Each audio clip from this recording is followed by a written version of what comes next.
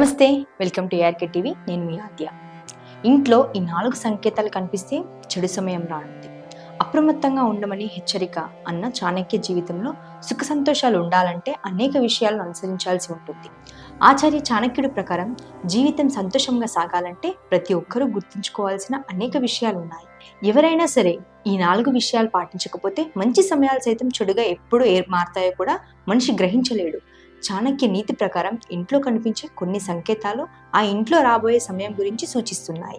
అప్పుడు జాగ్రత్తగా ఉండాలని చాణక్యుడు సూచిస్తున్నారు. చాణక్య నీతి ప్రకారం చెడు సమయం రాకముందే ఈ సంకేతాలు: ఆర్థిక కొరత, ప్రత్యేక కారణం లేకుండా ఇంట్లో ఆర్థికంగా నష్టపోతే లేదా మీరు ఏదో ఒక సమస్య కోసం పదే పదే రుణం తీసుకోవాల్సి వస్తే ఇది మంచి సంకేతం కాదని అర్థం చేసుకోండి. అంతేకాకుండా ఆకస్మిక దొంగతనం లేదా విలువైన వస్తువులను పోగొట్టుకోవడం కూడా శుభ పరిణామంగా పరిగణించబడదు.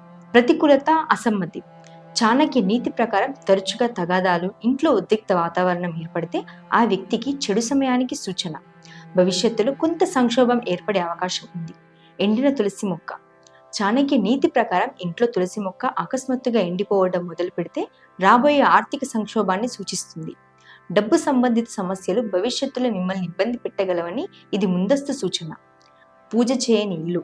చాణక్య నీతి ప్రకారం దేవుని నామాన్ని ఉచ్చరించని ఇంట్లో, దేవుడిని పూజించని ఇంట్లో ప్రతికూల శక్తి ప్రవాహం క్రమంగా పెరుగుతుంది. దీనివల్ల జీవితంలో చేసిన పని చెడిపోవడం ప్రారంభమవుతుంది. ఇలాంటి ఇంటిలో లక్ష్మీదేవి ఎప్పుడు ఉండదని నమ్మకం. పదే పదే గాజు వస్తువులు పగిలితే. ఇంట్లోని గాజు వస్తువులు పదే పదే పగిలిపోతుంటే అది అశుభ సంకేతంగా పరిగణించబడుతుంది. ఈ సంకేతం ఆర్థిక సమస్యలను సూచిస్తుంది.